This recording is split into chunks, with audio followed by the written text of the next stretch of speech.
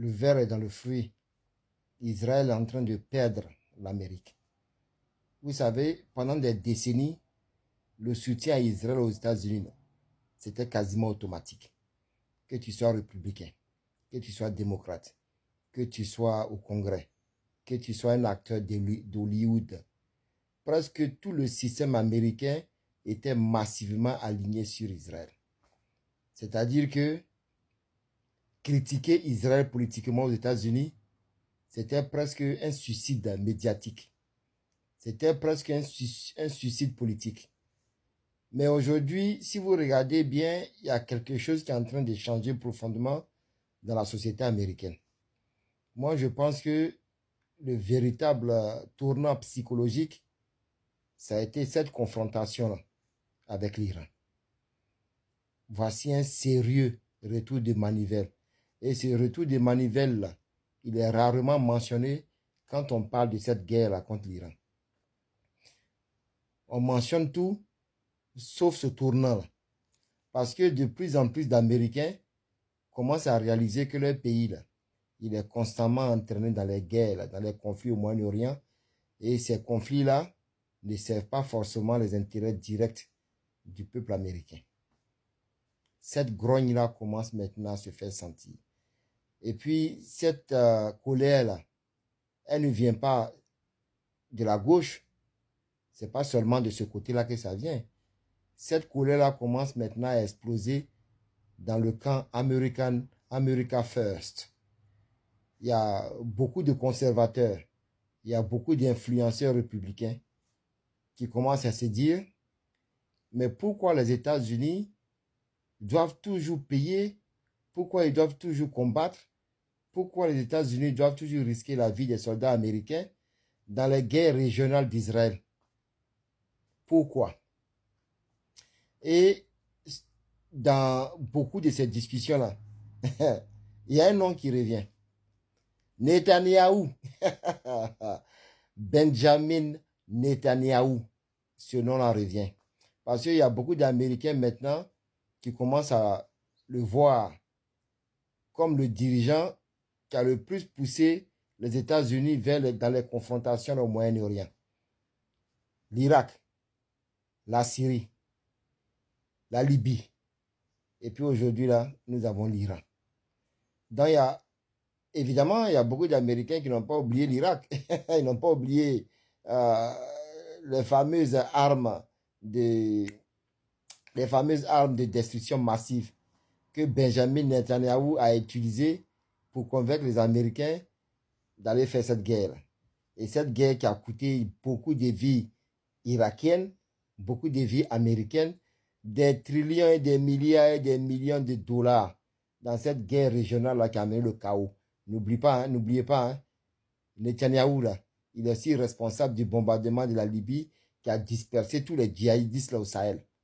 Donc, ce Netanyahou-là, tout le monde maintenant commence à en parler. Aujourd'hui, avec l'Iran, il y a beaucoup d'Américains qui voient encore Israël, Netanyahou qui est en train de pousser encore les États-Unis vers une guerre qui potentiellement sera catastrophique pour vous et moi, pour tout le monde.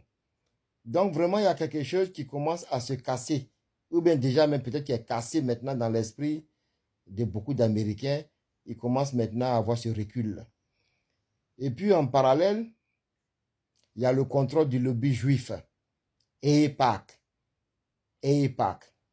American Israel Public Affairs Committee. Et AIPAC commence à devenir de plus en plus présent dans le débat public. Il y a beaucoup d'Américains qui commencent à se demander, mais pourquoi AIPAC a autant d'influence à Washington? Pourquoi les politiciens américains sont attaqués dès qu'ils critiquent Israël? Pourquoi les intérêts des États-Unis, des citoyens américains, passent toujours en dessous, après les intérêts des citoyens américains? Pourquoi c'est les intérêts israéliens qui passent en premier? Donc, beaucoup de personnes commencent à avoir de la colère là-dessus et commencent à se poser des questions. Okay. Donc, je ne sais pas si vous avez vu récemment la campagne pour la mairie de New York. Mais ça, si vous ne l'avez pas vu, il faut la voir si vous parlez anglais. Parce qu'à un moment, la question d'Israël est devenue centrale dans le débat politique. Ça faisait pitié, quoi. On avait même presque l'impression qu'un candidat, il devait obligatoirement afficher sa proximité avec Israël pour qu'il soit considéré comme un politicien qui est acceptable. Le spectacle était désolant. Il faut le voir. Il y a plusieurs candidats qui ont clairement mis en avant leur lien avec Israël. Ils ont clairement mis en avant leur position pro-israélienne pendant une campagne pour la mairie aux États-Unis. Ça faisait vraiment pitié, quoi. Parce qu'il donnait l'impression que une visite en Israël faisait partie des obligations normales d'un politicien américain. Il se disait, si je gagne, le premier pays que je vais visiter, c'est Israël. Dans une campagne pour la mairie. Mais celui qui a vraiment surpris et agréablement surpris tout le monde, c'est Zoran Mandani. Zoran Mandani. Parce que lors du débat, pendant que tous les autres candidats rivalisaient pour démontrer leur soutien à Israël, Mandani a pris une position qui était carrément différente. Mandani, en substance, il a dit que lui ne voyait pas pourquoi un maire de New York, il devait prioritairement aller en Israël. Pourquoi un maire de New York doit aller en Israël? Lui, il préfère se concentrer sur les habitants de sa ville, sur les Noirs, sur les Blancs, sur les Juifs, sur les musulmans, sur tous ceux qui composaient sa ville. Voici sa priorité. Aller en Israël ne faisait pas partie de ses priorités-là. Donc, dans cette séquence-là, ça a renforcé dans l'esprit de beaucoup d'Américains, ça leur a donné une preuve de plus qu'aux États-Unis, là. Afficher publiquement ta proximité avec Israël, c'était presque devenu une obligation. Si tu es politicien, c'était le rite de passage obligatoire. Donc cette frustration-là, elle est devenue de plus en plus forte. Il y a certaines figures, il y a beaucoup d'influenceurs qui commencent à remettre ça en question. Les gens influents comme les Marjorie Taylor Greene, les Joe Rogan, Candace Owen, Feu, comment il s'appelle, Feu Charlie Kirk, tous ces gens-là, à des degrés différents, ils ont participé à ouvrir le débat sur AIPAC et puis sur les campagnes militaires au nom d'Israël au Moyen-Orient. Ils se sont dit, quel est le vrai rôle des lobbies en général et des AIPAC en particulier? Pourquoi les Américains doivent toujours intervenir partout? Et généralement, au nom d'Israël. Pourquoi on doit apporter un soutien automatique à Tel Aviv? Donc, évidemment, quand tu parles comme ça, on t'attaque. Ces influenceurs, ils ont été attaqués médiatiquement. Il y a eu des campagnes de diffamation contre eux. Il y a eu d'énormes pressions politiques. Et l'exemple le plus patent pour moi, c'est Candace Owens. Donc, ils ont essayé de détruire leur image publique. Ils ont essayé de les détruire financièrement. Donc, mais ça a échoué. Aux États-Unis, vraiment, le sujet d'Israël est devenu extrêmement sensible et puis c'est devenu extrêmement émotionnel. Mais ce qu'Israël a oublié, avec les réseaux sociaux, Israël a perdu l'avantage qu'il avait avec son contrôle des médias de masse. Donc la narrative n'est plus en faveur d'Israël.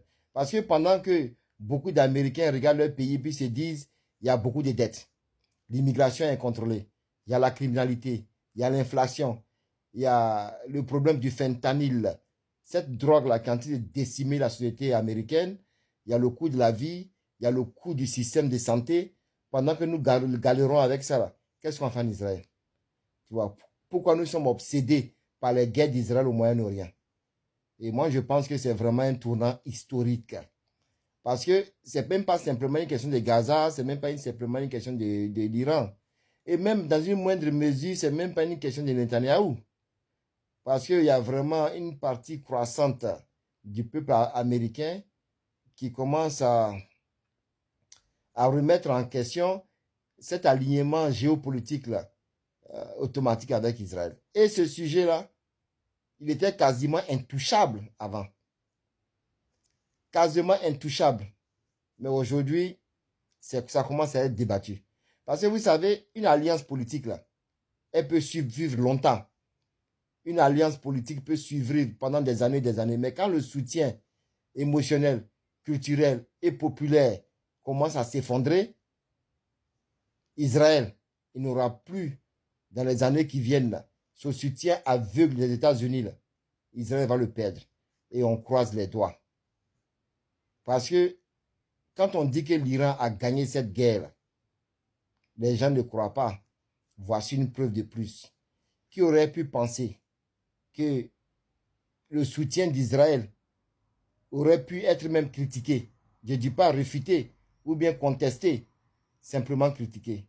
Nous sommes dans un tournant historique. Chapeau à l'Iran. C'est grâce à l'Iran que tout cela se passe. L'avenir nous dira.